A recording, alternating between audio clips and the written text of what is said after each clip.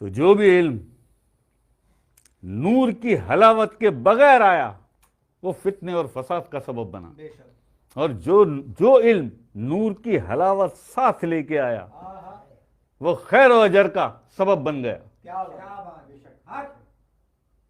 वो इस्लाह का सबब बन गया। उसी से इस्लाह हुई ना लोगों की, उसी से सूफिया बने ना, उसी से औलिया बने ना, उसी से फुकरा बने ना, उसी से उर्फा बने ना। कौन से इल्म से? जो इल्म नूर की हलावत साथ लाया था। और हलावत कैसे आती है इल्म में? नूर की हलावत कैसे आती है? जब ये अल्लाह का जिक्र तेरे कल्ब में उतर जाता है और कल्ब में उतर कर इस्तकरार पकड़ ले। क्या बात है।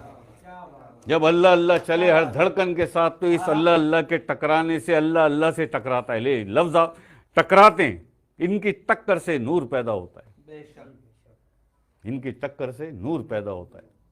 फिर वो नूर तेरे खून में चला जाता है, क्योंकि कल्ब अल्लाह का जिक्र कर रहा है।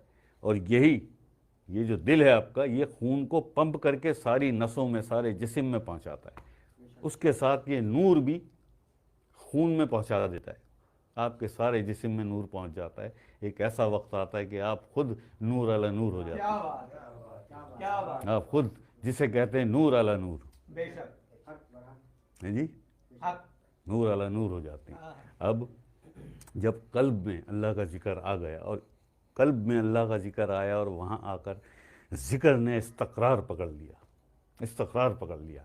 अब जब आपने कुरान पढ़ा, पाक चीज़ है ना कुरान, कुरान पाक चीज़ है ना।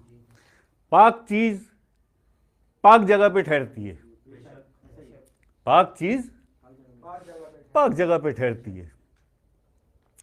सीना अल्लाह के जिक्र से, अल्लाह के नूर से पाक। अल्लाह जल्ले जलालहू सीने की सारी नापाकी जला दी।